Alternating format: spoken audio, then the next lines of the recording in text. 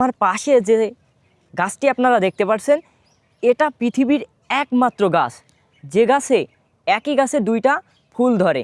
মূলত ভুট্টা চাষ যে ভাইয়েরা করেন, সকলে আমরা ভাবি যে ভুট্টা গাছে মূলত দুইটা ফুল কেন ফোটে। আজকে আপনাদেরকে জানানোর চেষ্টা করব। দেখুন, এখানে একটা ফুল ধরেছে, আবার এই ভুট্টা গাছের মাথায় আর একটা ফুল ধরেছে। মূলত কারণ কি? মূলত এই যে ভুট্টাটা আপনারা দেখছেন হয়েছে, এটা পরিপুক্ত হওয়ার জন্য দরকার। আমরা জানি যে একটা ফসল পরিপুক্ত হওয়ার জন্য বা আসলে রূপান্তরিত হওয়ার জন্য দরকার পরাগায়ন, এবং সেই পরাগায়ন ঘটানোর জন্য দেখতে পাচ্ছেন এখানে একটা ফুল ধরেছে।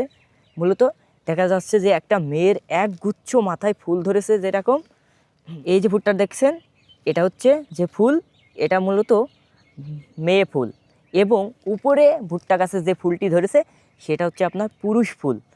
এই মেয়ে ফুলটাকে পরাগায়ন ঘটানোর জন্য উপরের যে ফুলটা রয়েছে ওই ফুলের পাপড়ি এবং এই ফুলের পাপড়ি একত্রিত হয়, মানে পরাগায়ন ঘটানোর জন্য একই ভুট্টা গাছে দুইটা ফুল ধরে। এটাকে পরাগায়ন ঘটিয়ে একটা ভুট্টা পরিপুক্ত হয়, যে কারণে ভুট্টা গাছে দুইটা ফুল ধরে। মূলত পৃথিবীতে ভুট্টাই একমাত্র ফসল যার একই গাছে দুইটা ফুল ধরে থাকে।